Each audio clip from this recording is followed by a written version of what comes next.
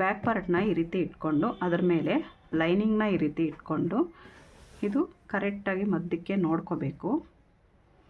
ನೋಡಿ ಇಲ್ಲಿ ಇದು ನೆಕ್ಗೆ ಕಟ್ ಮಾಡಿರ್ತೀವಲ್ಲ, ಇದನ್ನು ಕರೆಕ್ಟಾಗಿ ಇಲ್ಲಿ ಇಟ್ಕೋಬೇಕು. ಈ ಮಧ್ಯಕ್ಕಿದೆಯಲ್ವಾ, ಇಲ್ಲೊಂದು ನಾನು ಟಕ್ಸ್ ಇಟ್ಕೊಂಡಿದ್ದೀನಿ ಇಲ್ಲಿ ಮಧ್ಯಕ್ಕೆ. ಹಾಗೆ ಇದರಲ್ಲೂ ಕೂಡ ಈ ಥರ ಮಧ್ಯಕ್ಕೆ ಒಂದು ಟಕ್ಸ್ ಇಟ್ಕೋಬೇಕು.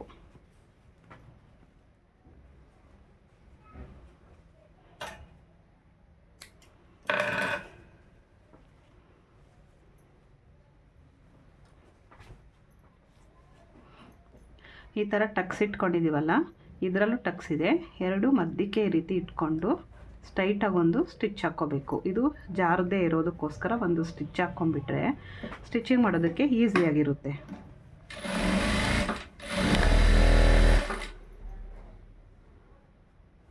ಹಾಗೆ ಇಲ್ಲಿ ಏನು ಮಿಡ್ಲಿದೆ ಹಾಗೆ ಈ ಡಿಸೈನ್ನು ನೋಡ್ಕೋಬೇಕು, ಇದು ಮಧ್ಯಕ್ಕೆ ಎಲ್ಲಿ ಬರುತ್ತೆ ಅಂದ್ಬಿಟ್ಟು ಕರೆಕ್ಟಾಗಿ ಹಲ್ಲಿಗೆನೇ ಲೈನಿಂಗ್ನ ಈ ರೀತಿ ಇಟ್ಕೊಂಡು ಸ್ಟಿಚ್ ಮಾಡಬೇಕು.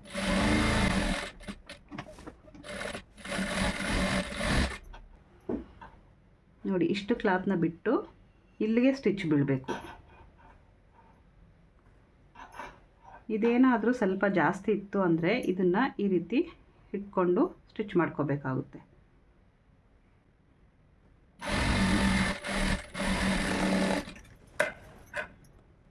ಈಗ ಸೇಮ್ ಅದೇ ಥರನೇ ಈ ಕಡೆನೂ ಸ್ಟಿಚ್ ಮಾಡ್ಕೋಬೇಕು.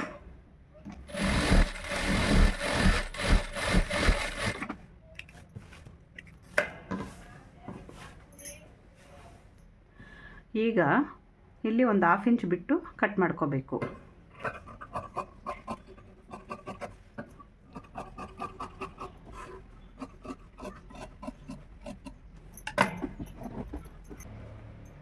ಈಗ ಈ ಥರ ಕಟ್ ಮಾಡ್ಕೊಂಡಾದ್ಮೇಲೆ ಈ ರೀತಿ ಉಲ್ಟಾನಲ್ಲಿ ಇಟ್ಕೊಂಡು ಇಲ್ಲಿ ಕಟ್ ವರ್ಕ್ ಡಿಸೈನ್ ಏನಿದೆ ಇದ್ರ ಪಕ್ಕದಲ್ಲೇ ಒಂದು ಸ್ಟಿಚ್ ಮಾಡ್ಕೊತಾ ಹೋಗಬೇಕು.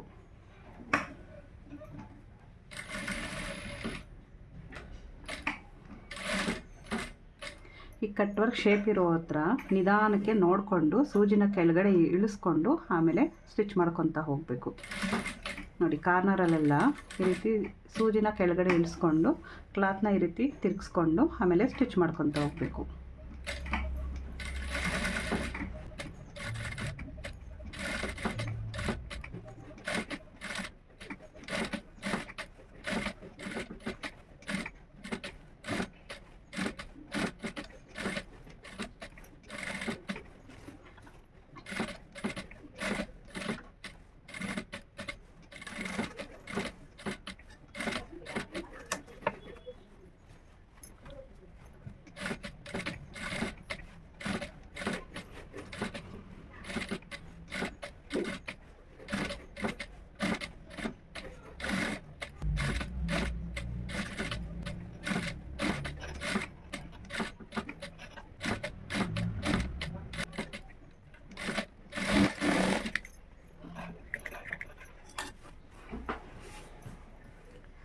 ಈಗ ಈ ಥರ ಸ್ಟಿಚ್ ಮಾಡ್ಕೊಂಡಾದ್ಮೇಲೆ ಇಲ್ಲಿ ಅಲ್ಲಲ್ಲಿ ಈ ಥರ ಕಚ್ಚಿಟ್ಕೋಬೇಕು.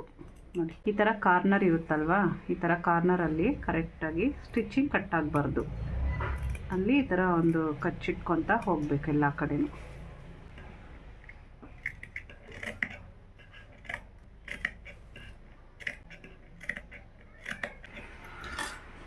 ನೋಡಿ, ಈ ಥರ ಎಲ್ಲ ಈ ಥರ ಕಚ್ಚಿಟ್ಕೊಂಡಾದ್ಮೇಲೆ ಇದನ್ನು ಈ ರೀತಿ ಫೋಲ್ಡ್ ಮಾಡಿಕೊಂಡು ಸೀದನಲ್ಲಿ ತಗೊಂಡು ಒಂದು ಸ್ಟಿಚ್ ಹಾಕ್ಕೋಬೇಕು. ನೋಡಿ, ಲೈನಿಂಗ್ ಒಳಗಡೆ ಹೋಗಬೇಕು. ಇದನ್ನು ಈ ರೀತಿ ತಗೊಂಡು ಇಲ್ಲಿ ಸೇಮ್ ಇದೇ ಥರ ಈಗ ನಾವು ಏನು ಶೇಪಲ್ಲಿ ಸ್ಟಿಚಿಂಗ್ ಮಾಡಿದ್ವಿ ಸೇಮ್ ಅದೇ ಥರನೇ ಈಗಲೂ ಸ್ಟಿಚ್ ಮಾಡ್ಕೊತಾ ಹೋಗಬೇಕು.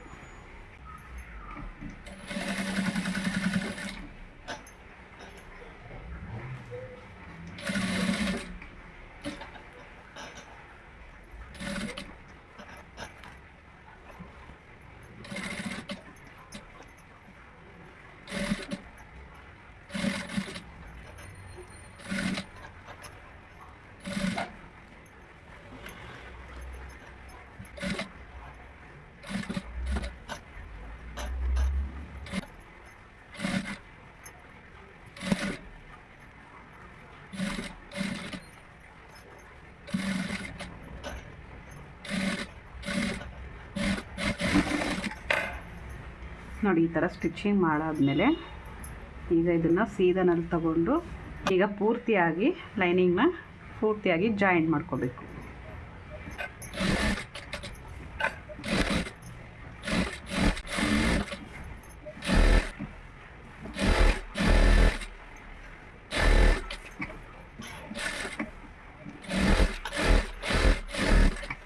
ಈಗ ಈ ಥರ ಜಾಯಿನ್ ಮಾಡ್ಕೊಂಡಾದ್ಮೇಲೆ ಈ ಎಕ್ಸ್ಟ್ರಾ ಪೀಸ್ ಎಲ್ಲ ಕಟ್ ಮಾಡ್ಕೋಬೇಕು.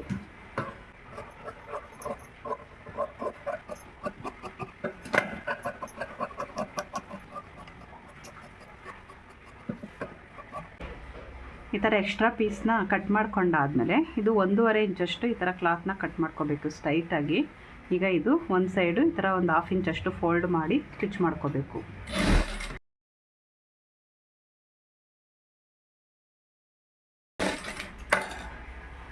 ಈಗ ಇದನ್ನು ಬ್ಯಾಕ್ ಪಾರ್ಟ್ಗೆ ಜಾಯಿನ್ ಮಾಡ್ಕೋಬೇಕು. ಇದು ಒಂದು 1/2 ಇಂಚಷ್ಟು ಸ್ಟಿಚ್ ಮಾಡಿಕೊಂಡ್ರೆ ಸಾಕು.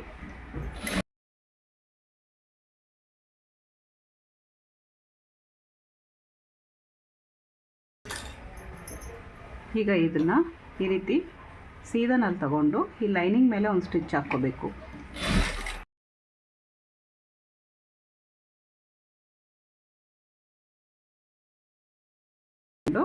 ನೋಡಿ ಇದನ್ನು ಈ ರೀತಿ ಫೋಲ್ಡ್ ಮಾಡ್ಕೊಂಡು ಪಟ್ಟಿ ಏನಿದೆ ಇದನ್ನು ಫೋಲ್ಡ್ ಮಾಡಿಕೊಂಡು ಇಲ್ಲಿ ಬ್ಯಾಕ್ ಪಾರ್ಟಲ್ಲಿ ಟಕ್ಸ್ನ ಸ್ಟಿಚ್ ಮಾಡ್ಕೋಬೇಕು.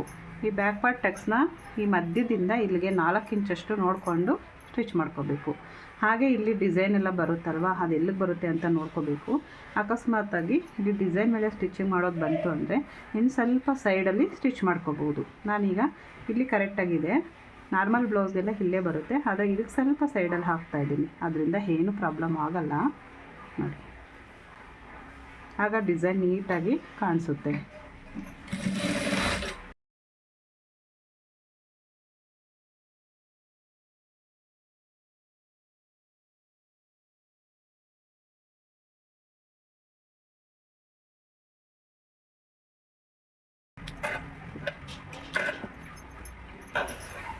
ಈಗ ನೋಡಿ, ಈಗ ಬ್ಯಾಕ್ ಪಾರ್ಟು ರೆಡಿ ಆಯಿತು. ಈಗ ಫ್ರಂಟ್ ಪಾರ್ಟ್ನ ಸ್ಟಿಚ್ ಮಾಡ್ಕೊಳ್ಳೋಣ. ಈಗ ಫ್ರಂಟ್ ಪಾರ್ಟ್ ತಗೊಂಡು ಈ ಫ್ರಂಟ್ ಪಾರ್ಟ್ದು ಲೈನಿಂಗ್ ಪೀಸ್ ತಗೊಂಡು ನೋಡಿ ಈ ರೀತಿ ಇಟ್ಕೋಬೇಕು. ಸೀದಾ ಮೇಲೇ ಇಟ್ಕೋಬೇಕು. ಯಾವಾಗಲೂ ಅಷ್ಟೇ ಎಂಬ್ರಾಯ್ಡ್ರಿದು ಬ್ಲೌಸ್ ಸ್ಟಿಚ್ ಮಾಡಬೇಕಾದ್ರೆ ಸೀದಾ ಮೇಲೆ ಲೈನಿಂಗ್ ಪೀಸ್ನ ಇಟ್ಕೋಬೇಕು. ಮೇಲೆ ಒಂದು 1/2 ಇಂಚು, ಕೆಳಗಡೆ ಇಲ್ಲಿ 1/2 ಇಂಚು ನೋಡಿಕೊಂಡು ಸ್ಟಿಚ್ ಮಾಡ್ಕೋಬೇಕಾಗುತ್ತೆ.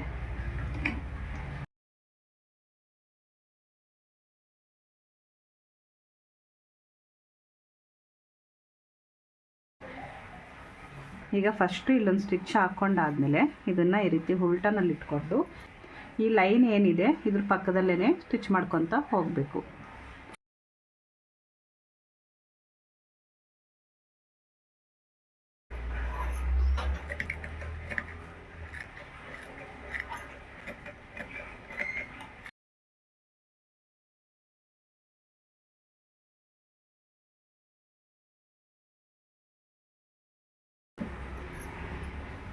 ಈಗ ಪೂರ್ತಿಯಾಗಿ ಲೈನಿಂಗ್ನ ಜಾಯಿನ್ ಮಾಡ್ಕೋಬೇಕು.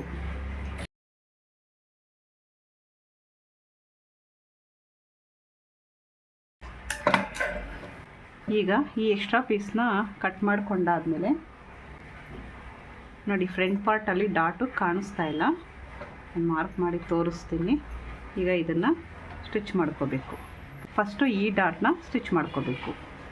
ಈ ರೀತಿ ಫೋಲ್ಡ್ ಮಾಡಿಕೊಂಡು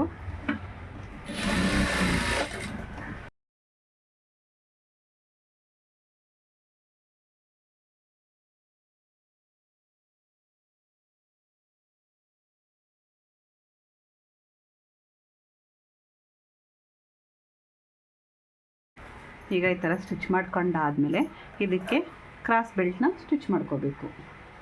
ಕ್ರಾಸ್ ಬೆಲ್ಟು ನೋಡಿ ಲೈನಿಂಗ್ ಪೀಸ್ ಬಂದು 4 ಪೀಸ್ ಬರುತ್ತೆ, ಮೇನ್ ಪೀಸ್ ಬಂದು 2 ಬರುತ್ತೆ.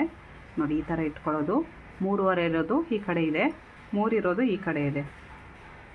ಇದು ಅಷ್ಟೇ ನೋಡಿ, ಸೀದಾ ನೋಡ್ಕೋಬೇಕು, ಉಲ್ಟಾ ಸೀದಾ ನೋಡ್ಕೋಬೇಕು. ಸೀದಾ ಇಲ್ಲಿರಬೇಕು, ಸೀದಾ ಮೇಲೆ ಸೀದಾ ಕುತ್ಕೋಬೇಕಲ್ವ, ಅದಕ್ಕೆ. ಈಗ ಈ ರೀತಿ ಇಟ್ಕೊಂಡು ಈ 3.5 ಇರೋ ಕಡೆನೇ ಈ ಥರ ಇಟ್ಕೊಂಡು ಜಾಯಿನ್ ಮಾಡ್ಕೋಬೇಕು. ಇದು ಟೋಟಲಾಗಿ ನೋಡಿ 4 ಪೀಸ್ ಬರುತ್ತೆ. 1 2 3 4 ಪೀಸನ್ನು ಈ ರೀತಿ ಇಟ್ಕೊಂಡು ಸಮವಾಗಿ ಜಾಯಿನ್ ಮಾಡ್ಕೋಬೇಕು.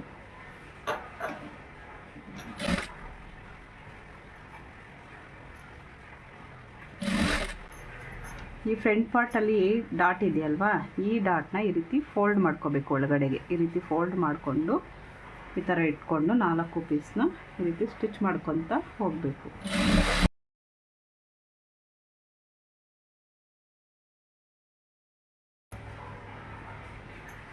ಈಗ ಇದನ್ನು ಈ ಥರ ಸೀದಾ ತಗೊಂಡು ಈ ಕೆಳಗಡೆ ಪೀಸ್ ನೋಡ್ಕೊಳ್ಳಿ. ಈ 3 ಪೀಸನ್ನು ನಾವು ಕ್ರಾಸ್ ಬೆಲ್ಟ್ನ ಏನು ಜಾಯಿನ್ ಮಾಡಿದ್ದೀವಿ, ಇದು 3 ಪೀಸ್ ಬಂತು, ಇದು ಸೇರಿ 4 ಪೀಸು. ಆದರೆ ಇದು ಈ ಕಡೆ ಇರುತ್ತೆ, ಈ 3 ಪೀಸು ಈ ಕಡೆ ಇರುತ್ತೆ. ಈಗ ಇದ್ರ ಮೇಲೆ ಸೀದಾ ಮೇಲೆ ಒಂದು ಸ್ಟಿಚ್ ಹಾಕ್ಕೋಬೇಕು.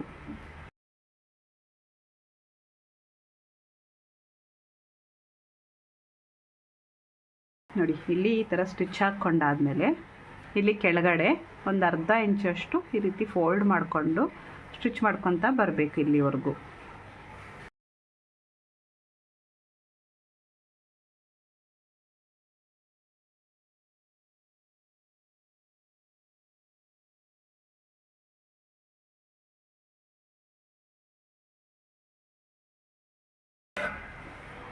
ಈ ಥರ ಸ್ಟಿಚ್ ಮಾಡ್ಕೊಂಡಾದ್ಮೇಲೆ ಈ ಕಡೆ ಎಕ್ಸ್ಟ್ರಾ ಪೀಸ್ನ ಕಟ್ ಮಾಡ್ಕೋಬೇಕು.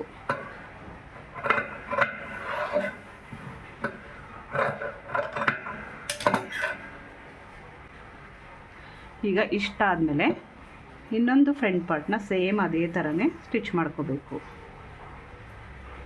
ಇನ್ನೊಂದು ಫ್ರಂಟ್ ಪಾರ್ಟ್ಗೆ ನಾವು ನೆಕ್ಗೆ ಪೈಪಿಂಗ್ ಆದರೂ ಕೊಡ್ಬೋದು, ಇಲ್ಲ ಹೆಮ್ಮಿಂಗ್ ಆದರೂ ಕೊಡ್ಬೋದು, ಇಲ್ಲ ಉಲ್ಟಾ ಆದರೂ ಹಾಕ್ಬೋದು. ಅದು ನಮ್ಮ ಇಷ್ಟ, ನಮಗೆ ಹೇಗೆ ಬೇಕೋ ಹಾಗೆ ಸ್ಟಿಚ್ ಮಾಡ್ಕೋಬೋದು. ನಾನಿಲ್ಲಿ ಉಲ್ಟಾನೇ ಹಾಕ್ತಾಯಿದ್ದೀನಿ. ಉಲ್ಟಾ ಹಾಕೋದು ಅಂದರೆ ನೋಡಿ, ಈ ರೀತಿ ನೆಕ್ ಹತ್ರ ಒಂದು 1/2 ಇಂಚಷ್ಟು ಸ್ಟಿಚ್ ಮಾಡ್ಕೋಬೇಕು.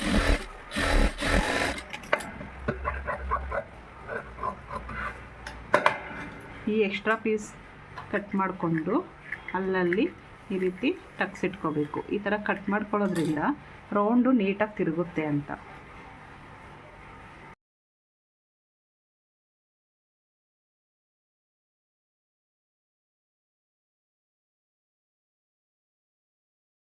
ಈಗ ಇಷ್ಟ ಆದಮೇಲೆ ಪೂರ್ತಿಯಾಗಿ ಲೈನಿಂಗ್ನ ಜಾಯಿನ್ ಮಾಡಿಕೊಂಡು ಈ ಎಕ್ಸ್ಟ್ರಾ ಪೀಸ್ನ ಕಟ್ ಮಾಡ್ಕೋಬೇಕು. ಇದು ಎಕ್ಸ್ಟ್ರಾ ಪೀಸ್ ಎಲ್ಲ ಕಟ್ ಮಾಡಿದ್ದಾಯಿತು. ಈ ಫ್ರಂಟ್ ಪಾರ್ಟಲ್ಲಿ ಸೇಮ್ ಆ ಪೀಸ್ಗೆ ನಾವು ಹೇಗೆ ಸ್ಟಿಚಿಂಗ್ ಮಾಡಿದ್ವಿ, ಫ್ರಂಟ್ ಪಾರ್ಟಲ್ಲಿ ಡಾಟ್ಸ್ ಎಲ್ಲನೂ ಡಾಟ್ ಸ್ಟಿಚ್ ಮಾಡಿ ಕ್ರಾಸ್ ಬೆಲ್ಟ್ನ ಸ್ಟಿಚ್ ಮಾಡ್ಕೋಬೇಕು. ನಾನು ಇದೆಲ್ಲ ಸ್ಟಿಚಿಂಗ್ ಆದಮೇಲೆ ತೋರಿಸ್ತೀನಿ. ಈಗ ಫ್ರಂಟ್ ಪಾರ್ಟು 2 ಸ್ಟಿಚ್ ಮಾಡಿದ್ದಾಯಿತು ನೋಡಿ. ಸ್ಟಿಚಿಂಗ್ ಆದಮೇಲೆ ನಾವು ಉಕ್ಸ್ ಪಟ್ಟಿ ಕಾಜಾಪಟ್ಟಿನ ಸ್ಟಿಚ್ ಮಾಡೋಕ್ಕೂ ಮುಂಚೆ ಇದನ್ನು ಒಂದು ಸರಿ ಚೆಕ್ ಮಾಡ್ಕೋಬೇಕು. ಇದು ಸ್ವಲ್ಪ ಮೇಲೆ ಕೆಳಗಡೆ ಬಂದುಬಿಡುತ್ತೆ. ಅದಕ್ಕೆ ಈ ಥರ ಫ್ರಂಟ್ ಪಾರ್ಟು 2 ಸಮ ಇದೆಯಾ ಇಲ್ವಾ ಅಂತ ನೋಡ್ಕೋಬೇಕು. ಅಕಸ್ಮಾತಾಗಿ ಯಾವುದಾದ್ರೂ ಒಂದು ಸ್ವಲ್ಪ ಜಾಸ್ತಿ ಬಂತು ಅಂದರೆ ಈ ಡಾಟ್ಸ್ ಏನಿದೆ ಇಲ್ಲೊಂದು ಸ್ವಲ್ಪ ಸ್ಟಿಚಿಂಗ್ ಮಾಡ್ಕೋಬೇಕು. ನೋಡಿ, ಈಗ ಕರೆಕ್ಟಾಗಿದೆ. ಇದಕ್ಕೆ ಉಕ್ಸ್ ಪಟ್ಟಿ ಕಾಜಾಪಟ್ಟಿನ ಜಾಯಿನ್ ಮಾಡ್ತೀನಿ. ಈಗ ಫಸ್ಟು ನಾನು ಕಾಜಾಪಟ್ಟಿನ ಸ್ಟಿಚ್ ಮಾಡ್ತಾಯಿದ್ದೀನಿ. ಇದು ನಮಗೆ ಎಡಗಡೆ ಬೇಕಂದರೆ ಎಡಗಡೆ, ಬಲಗಡೆ ಬೇಕು ಅಂದರೆ ಸ್ಟಿಚ್ ಮಾಡ್ಕೋಬೋದು. ನಮಗೆ ಯಾವ ಕಡೆ ಬೇಕು ಅಂತ ನೋಡಿಕೊಂಡು ಸ್ಟಿಚ್ ಮಾಡ್ಕೋಬೇಕು. ನಾನಿಲ್ಲಿ ಎಡಗಡೆ ಕಾಜಾಪಟ್ಟಿ ಹಾಕ್ತಾಯಿದ್ದೀನಿ.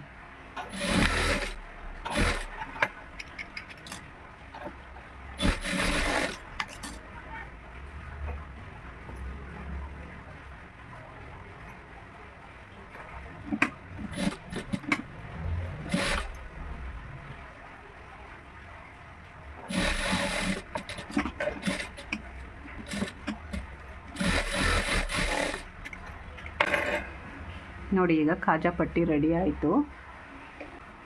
ಇನ್ನು ಹುಕ್ ಪಟ್ಟಿ, ಇದು ಹುಕ್ ಪಟ್ಟಿ ನೋಡಿ, ಈ ರೀತಿ ಈ ಥರ ಫೋಲ್ಡ್ ಮಾಡಿಕೊಂಡು ಇದ್ರ ಮೇಲೆ ಇಕ್ಬಿಟ್ಟು ಸ್ಟಿಚ್ ಮಾಡೋದು.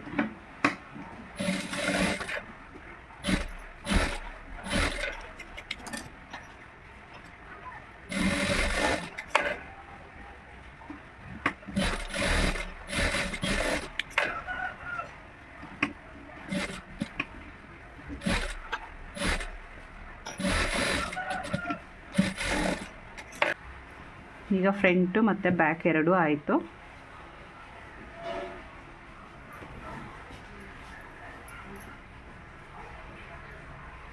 ಈಗ ಬ್ಯಾಕ್ ಪಾರ್ಟ್ ಮೇಲೆ ಫ್ರಂಟ್ ಪಾರ್ಟ್ನ ಈ ರೀತಿ ಇಟ್ಬಿಟ್ಟು ಶೋಲ್ಡರ್ ಜಾಯಿನ್ ಮಾಡ್ಕೋಬೇಕು.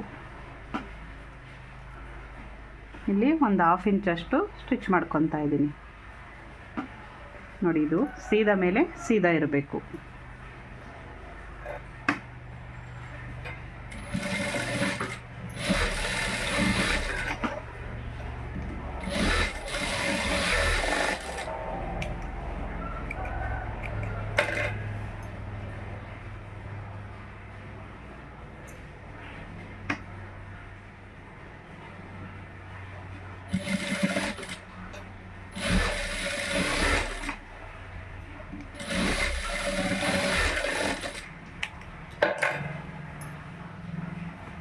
ಈಗ ಫ್ರಂಟು ಮತ್ತು ಬ್ಯಾಕ್ ಪಾರ್ಟ್ ಜಾಯಿನ್ ಮಾಡಿದ್ದಾಯಿತು. ಇದನ್ನು ಸೈಡ್ಗೆ ಇಟ್ಬಿಟ್ಟು ಇನ್ನು ಸ್ಲೀವ್ನ ಸ್ಟಿಚ್ ಮಾಡ್ಕೊಳ್ಳೋಣ.